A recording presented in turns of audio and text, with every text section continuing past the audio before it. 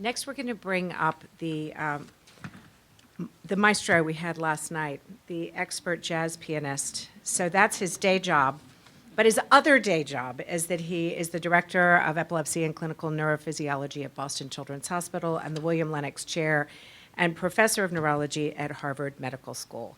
Your piano player and mine, Dr. Phil Pearl, to talk about the natural history studies. So welcome, Phil. We look forward to hearing all about it.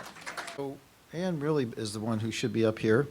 So I just wanted to mention that she did send some of her great workers here. So come on and stand up at least for Lacey Smith and Meredith Park, right? And yeah, stand up.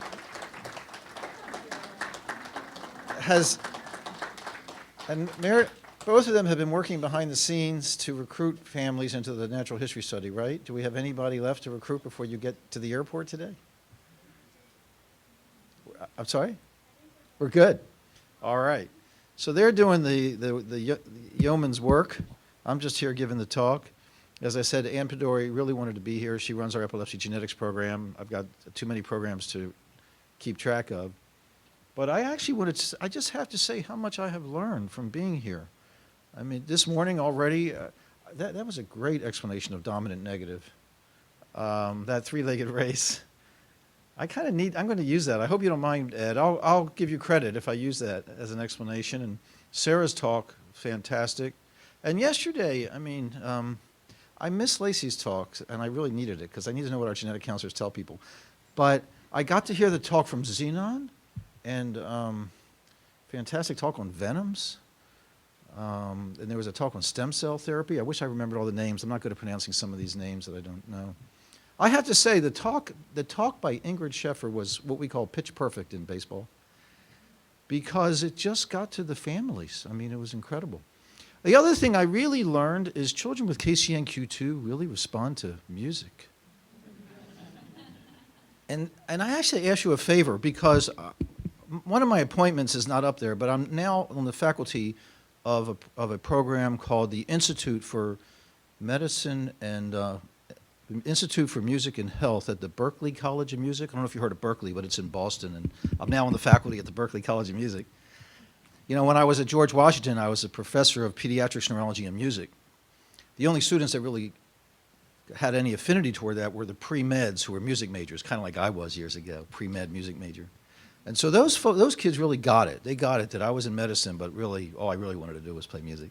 So now I'm on this faculty at Berkeley, and I'm in this institute called Music and Health. If anybody took any photographs last night of any of the kids bopping to the music, could you send them to me because I want to use that with your permission as the parent. But I'm sure you get permission, so I don't bother with that. I want to show how I come across the country to talk to families of kids with this epileptic encephalopathy, and what the kids really responded to was the music. And I think the institute at Berkeley is going to appreciate that. I really do. That's my next talk. And I have to speak at Berkeley in a few weeks, so send me any pictures because I have to put that together. What am I talking about today? Oh, I don't know. All these conflicts of interest, you know, they're not really conflicts. They have nothing to do with KCNQ2. But the one of interest is we were just awarded a grant from the Eunice Kennedy Shriver National Institute of Child Health and Development, which is part of NIH, to do a natural history study on SSADH deficiency, where my research has been in metabolic disease, and that stands for succinic semialdehyde dehydrogenase. But the point is, I'm now funded to do a natural history study on this disease that I've been working on for years. So I already know the natural history study, but I have to prove to somebody that I know it. And I feel it's the same thing. So what I think we're going to be able to do is take a lot of the NIH-funded stuff I'm doing in SSADH and put it right into the natural history study at KCNQ2, and that's my intention. So I think we're going to get somewhere with KCNQ2. I wanted to talk a little bit about history. For one thing, I'm going to get in trouble with Dennis DeLugos because I'm fond of saying the history of America and American education and American medicine and American neurology and American epilepsy is in Boston. But then someone reminded me about Benjamin Franklin. I thought, yeah, maybe not really in Boston. But you notice I have the Lennox name on my physician, and Lennox recognized the hereditary influence of epilepsy, and he started the epilepsy unit at Boston Children's Hospital, the first seizure unit in the world. founded in the 1950s. The history of genetics in epilepsy goes back to Hippocrates. The ancient Greeks recognized the influence of genetics in epilepsy. I just like to show this famous painting by Raphael, which is hanging in the Vatican Gallery in Rome, just to show the history of epilepsy. This is considered one of the early great classic art pieces, where the father on the bottom right is presenting his son having a seizure to the Lord for help. There are different interpretations of this picture. Some people have said that the child's cured and standing and he's thanking the deity. Other people say he brought the child for help. But we're going to talk a little bit about history. So I just want to mention the history of the KCNQ2 story, because I think it really puts in context what we're doing. And it really all started in the 90s. I'll never forget this really enthusiastic guy, Elving Anderson. I don't know if that name means anything to anyone here, but probably Ed and Ingrid. He was this remarkable guy. And he had lots of energy, and he would come to the AES meeting and just kind of get real excited and shake all my hands, not just one hand, and thank me for sending him patients, because he was the one into this KCNQ2 story. This was really the first gene associated with epilepsy, with the benign familial neonatal convulsion. So the story began then. Now we're going to fast forward like 15 years and get to 2012. So now we're in modern history, where Sarah Weckhausen and colleagues, including Ingrid Scheffer and Ed Cooper, Peter DeJong, who's a senior author, talked about the KCNQ2 encephalopathy, that it's not just a benign familial neonatal convulsion syndrome, but it's actually an epileptic encephalopathy. And then Ann Pedori authored this editorial in the Annals of Neurology, Expect the Unexpected, in epilepsy genetics. Mutations in an epilepsy gene considered to be benign result in a severe phenotype. So that's where we are. And then Sarah wrote this paper that you've seen come up, extending the encephalopathy spectrum. And then there were the papers about the gain of function genes.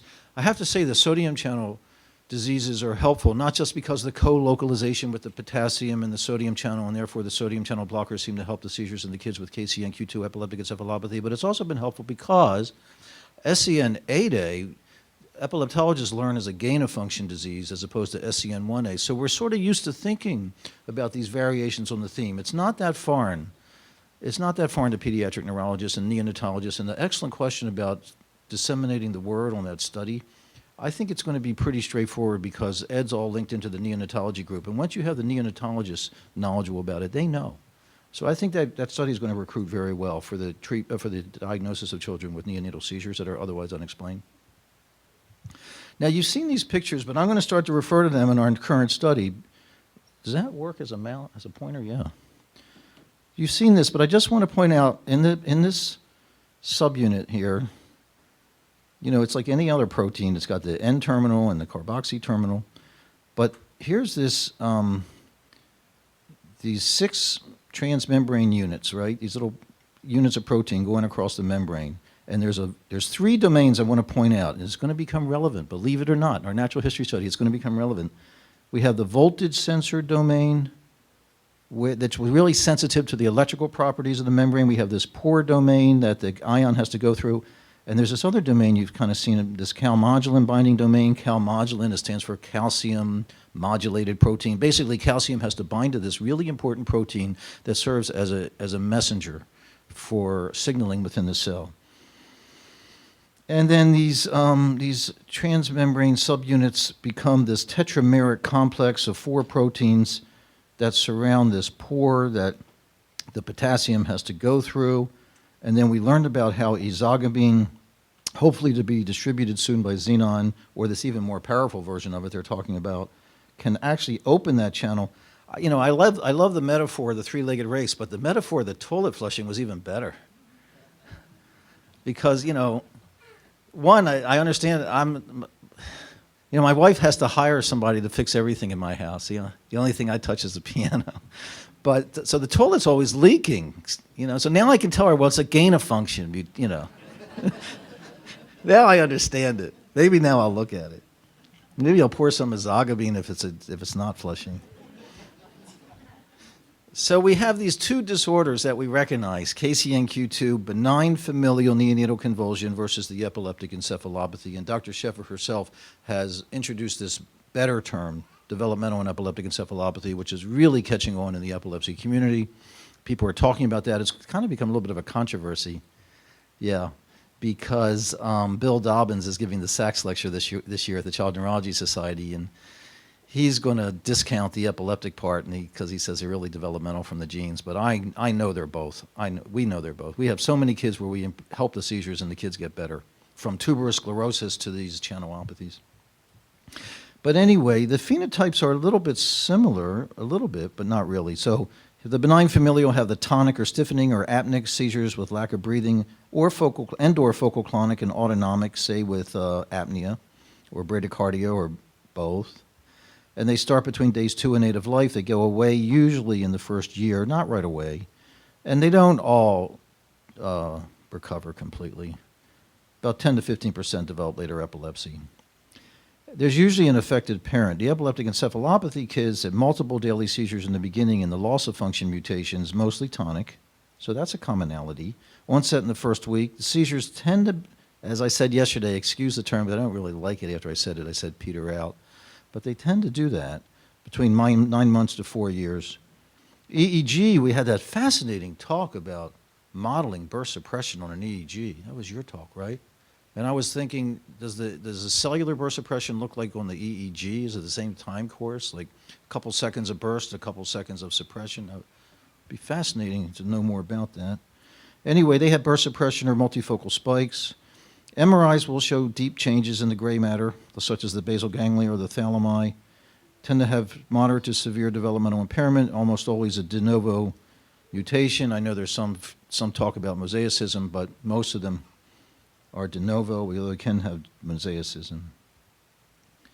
And then the variants that have been described in John Millichap's paper with Ed Cooper have been a bit different between the more benign, the yellow ones, and the more severe, or the severe, the red ones. I actually think there's a lot of overlap in these, so I don't know that the location tells us the answer at all, and there's so much more to it.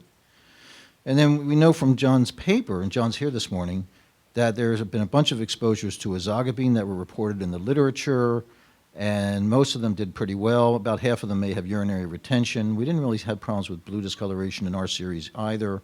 And about half of them really improved, and about half of them didn't.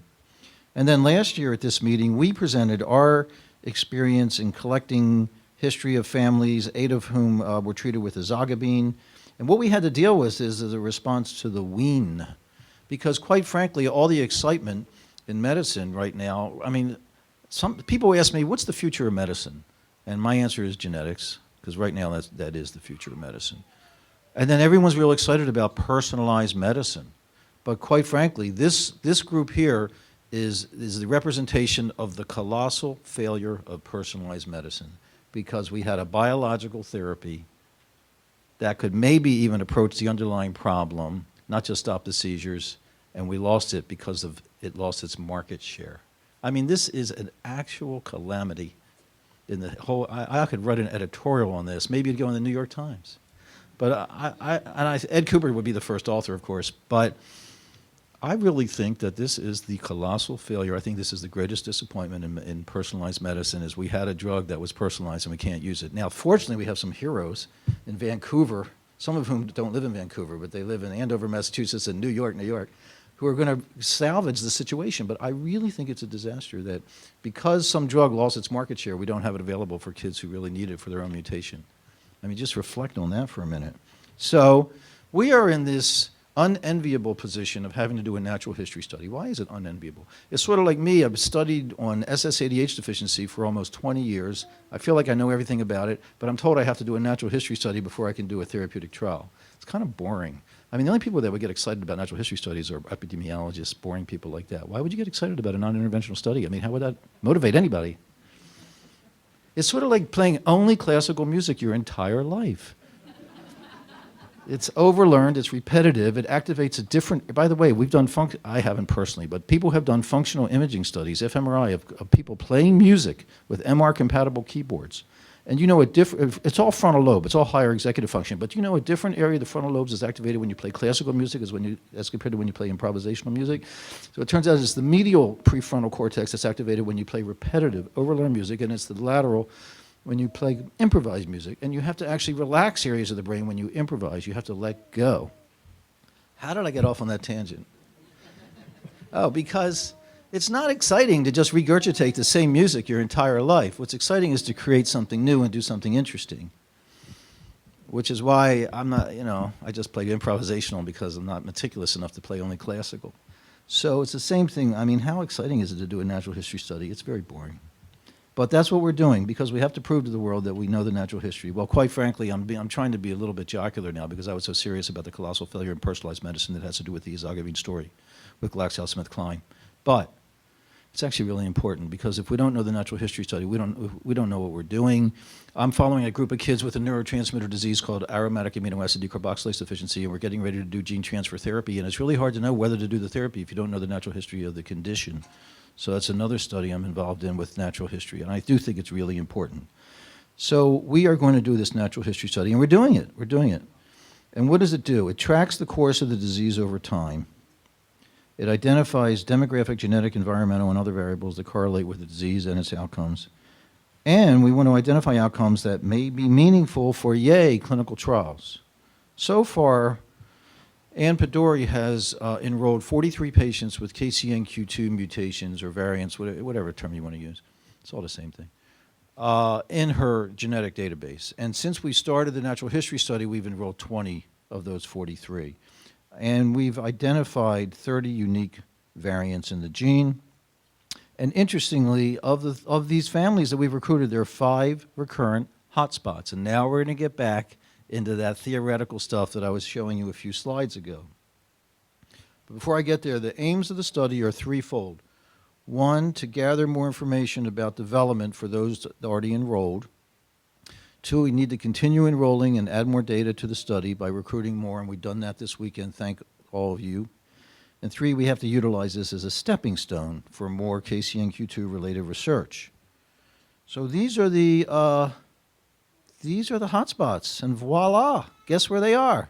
They're in the transmembrane area, the pore, and the calmodulin binding region. So what we've got in our history study is exactly what we would have predicted from what's been known in the literature.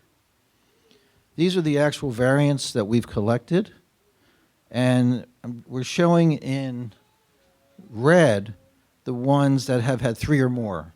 So we have these, as far as I know, unrelated patients, and yet we have these 5 hotspots with 3 to 4 patients with variants in those areas, and these are all the variants.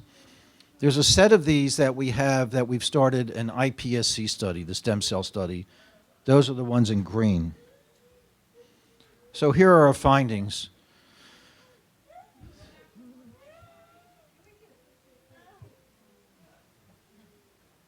I can't see it. I don't know how your camera can. Okay, can I? Okay, good. So these are the main findings so far. We're only 1 year into it. 70% plus of the patients have a history of tonic seizures, multiple per day at the onset of the disease, delayed development, and hypotonia. A third or more have had clonic seizures, which have decreased in frequency during early childhood, have had burst suppression in multifocal EEGs, and also thin corpus callosum on MRI, which is, corpus, as you know, means body, and callosum means thick, like the callus on your foot. So it's a thick body in the middle of the brain of the white matter that connects the 2 hemispheres. And other features we've seen include intellectual disability, dystonia, which is an abnormal co-contraction of agonists and antagonists, in other words, fixed stiffening of the muscles, automatisms, and seizure freedom later in life. Now, again, none of this is really new to you guys, but you've been sitting here listening to talks for 2 days, so nothing's going to be new anymore. But it's interesting, and this is what we've seen so far in our natural history study, and it's going to be important for us to be able to document this. The variants so far get into these areas that I pointed out, and the question is, how can we use, and this same question was asked, by the way, by you and others, how can we use the genetic information and the data from the natural history study to understand more about what causes the phenotypic spectrum of KCNQ2? So that's where we're going with this. So the issues under development are these. 1, we need to develop, and we are developing, a bioinformatic platform, the goal of which is to facilitate data sharing. Al George, he gave a great talk yesterday. He talked about ClinVar. So it's the same idea we need to be able to share with Reiki and other platforms. And next thing is we want to determine how often to elicit updates, because we need enough updates to get an accurate idea what's going on, but we want to avoid study fatigue. In our SSADH natural history study, and I've already started one even before the grant, we're doing updates every 6 months, and it's kind of, after a while, it gets fatiguing for families. So right now the plan is an annual update with the KCNQ2 natural history study. Of course, we need to know what opportunities for clinical trials are available, and I learned about them yesterday with Xenon, and that we need to focus on that. And then how best do we use the data we collect are the questions we're asking ourselves. The trial design, development of outcome measures such as seizures, development, or other. Now, in parallel with the natural history study, like everybody else it seems, we're doing iPSC studies. We heard incredible explanations yesterday, so I don't have to go through it again, but basically we've taken fibroblasts from our patients and we're generating these induced pluripotent stem cells which can become neurons or anything. In fact, one of the efforts is to use organoids, which is to develop a brain, or actual organ. My SSADH work is going in that direction. We haven't done that with KCNQ2. And the goal is to do in vitro studies, but also in vivo in mice, and high output drug screening to come up with compounds to treat the patient. So that's kind of the way this cycle works on these stem cell studies. Showing the mutation, and also you heard yesterday about this program, this gene editing program called CRISPR, which allows the lab to develop what's called isogenic cell lines, or basically the same exact cells except without the mutation, so we can compare the variant or the mutated cell with the isogenic but otherwise corrected cell. All right. So our goal is to use these studies to understand more about how the particular variant impacts neuronal function, right?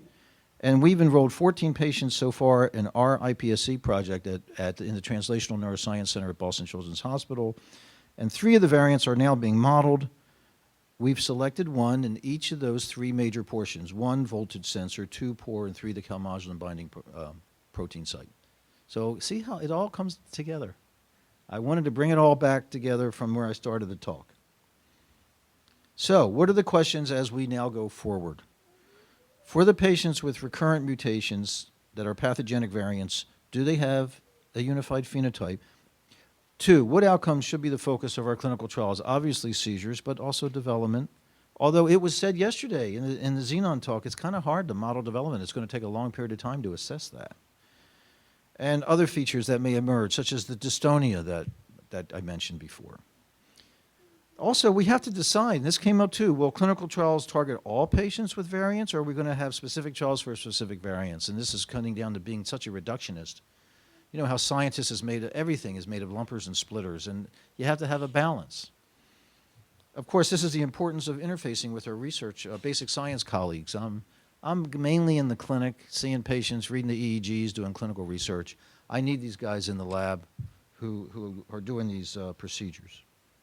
Oh, I'm going to finish now. But because I'm talking to parents, I don't know about you, but I love it when somebody recommends a book to me that I probably wouldn't have read. There's so many books right now about the politics. Oh my gosh. Everybody's talking about Bob Woodward's book. Has it come out? I can't find it in the bookstore. I got to get that. By the way, I want to recommend a book to every adult, anybody with a 6th grade education, Madeleine Albright's Fascism, A Warning. I just finished it. Oh. But anyway, the book I want to recommend today is written by Pearl Buck. You've heard of Pearl Buck, The Round Earth? Did you know she wrote this book called The Child Who Never Grew?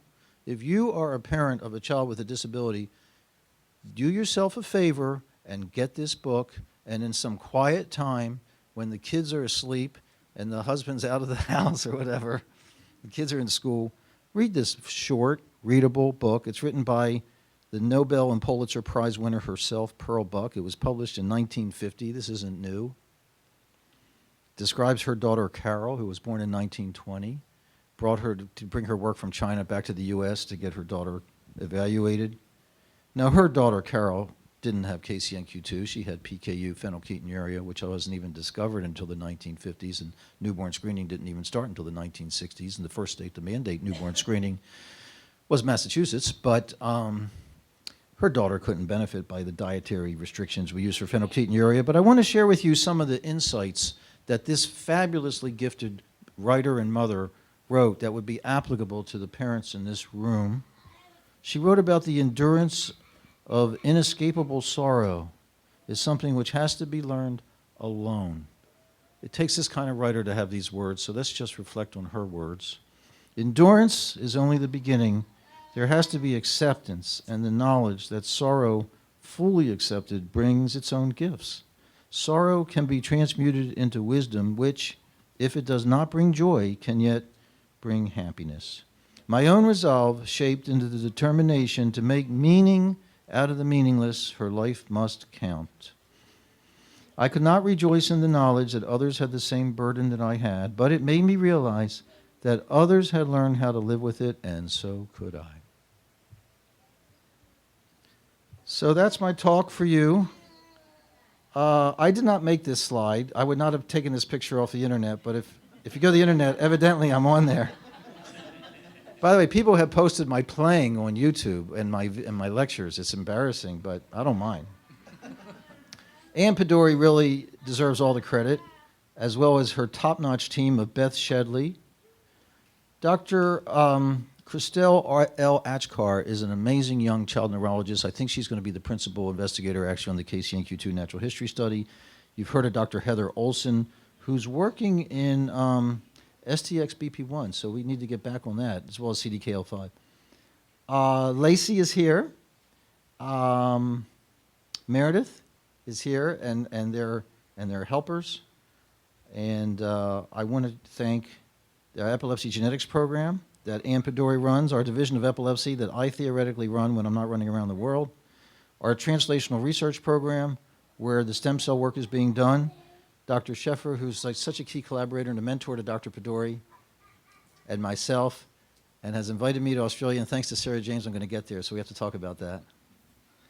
And Ed Cooper, who really stimulated me to get involved in KCNQ2 from the beginning, and is the one who deserves all the thanks. Thank you very much. I think it's time for a break, but that's the end of the talk.